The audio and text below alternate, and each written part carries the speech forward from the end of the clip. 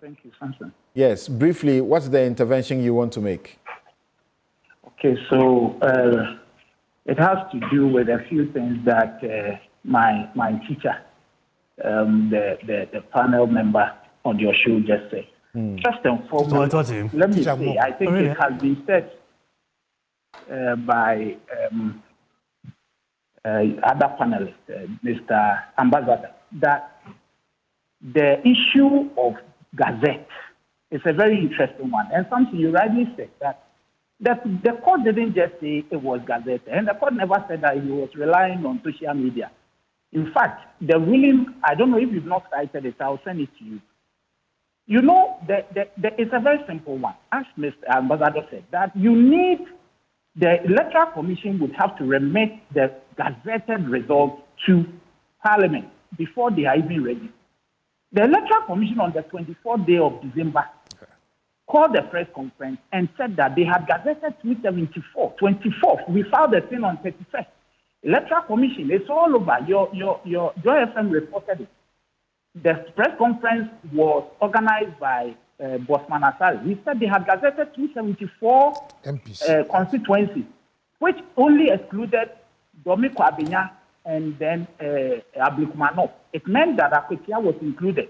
And they had remitted him to the clerk to Parliament. Now, Regulation 43 of the CI says that when the return officers are done, they are supposed to submit the results to the commission, and the commission would have to gazette it, and soon thereafter remit the writ of election to the speaker. The speaker, the clerk is on record to have said that he received the writ of elections on the 23rd of December. The writ of election, which included that of Akwatia.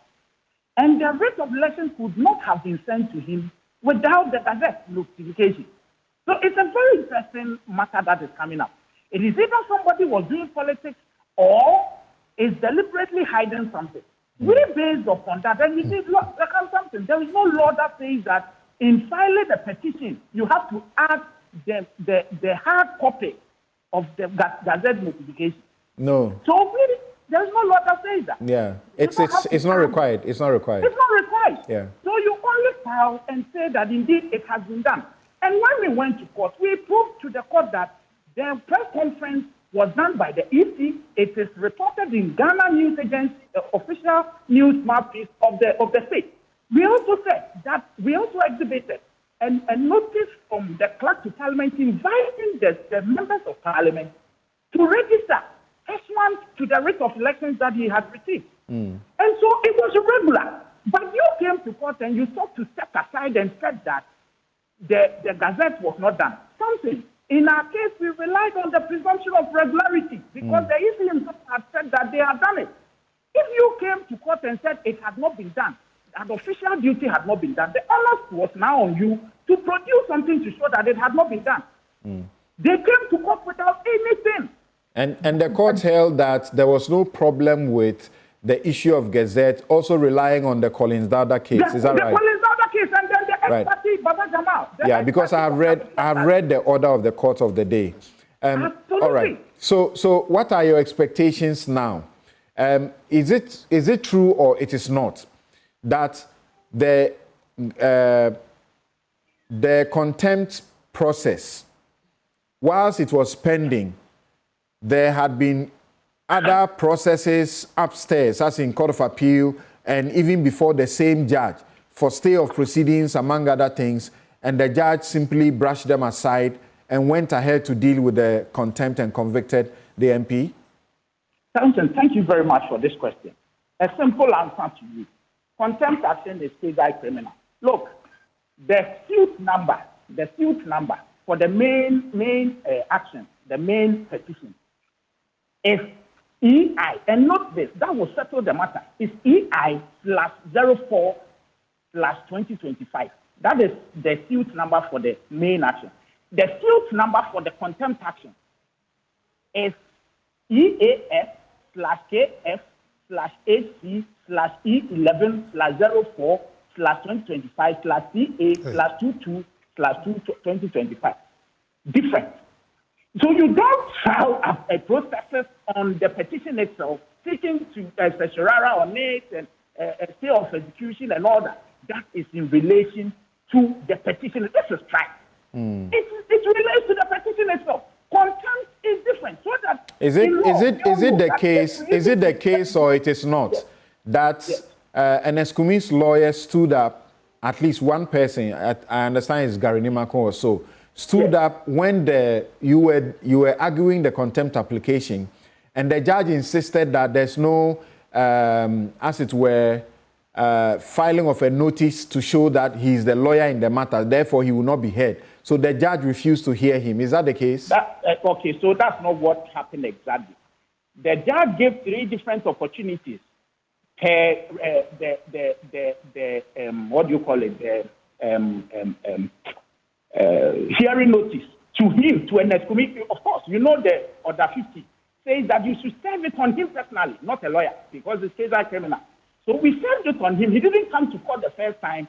Instead, Gary brought this issue of bias. Gary had filed an application asking the court to the judge to recuse himself. He said, "How can you come?" Let's stay right there where you got to first. So he was served and asked to come to court because it's criminal in nature. He was supposed to be in court. He was not there. Himself. Yes. So he was not there. He wasn't twice. Okay. Was a bench warrant issued for him? No. He didn't. It's an application. So if you elect not to present yourself, that's why it's not pure criminal. It's quasi. Okay. And so it's an application. And so the rules of court, or the CI 47 regulates it, not really the procedure, but the court has the power to proceed without you because you elected not to come.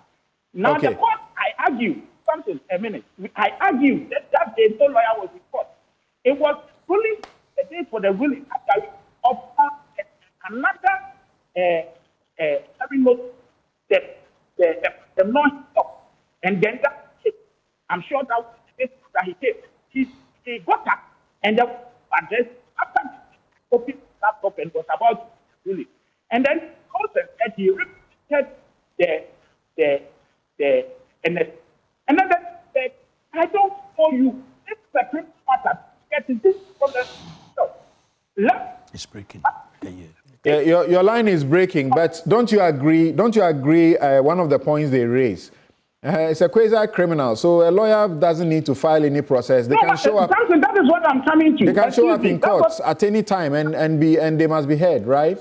Samson, let me say that the judge used the word or the phrase "file appearance" loosely because they had not filed. Gary had not responded to the application on behalf of Kumi. Kumi had not been in court. Something. We know who a busybody is. How do you come to court when the contempt law is not even there? On a crazy criminal matter, you have not so I'm sorry, because we don't have time. Tell me this. He's been convicted. There's a warrant for his arrest to face a sentence. Is he being executed? It is. I have seen processes done by the court. Yesterday, it was moved out to the appropriate courts. So we leave at that point. It is not in my hands any longer. It is with the court and then... How are you going to execute it? He's an MP.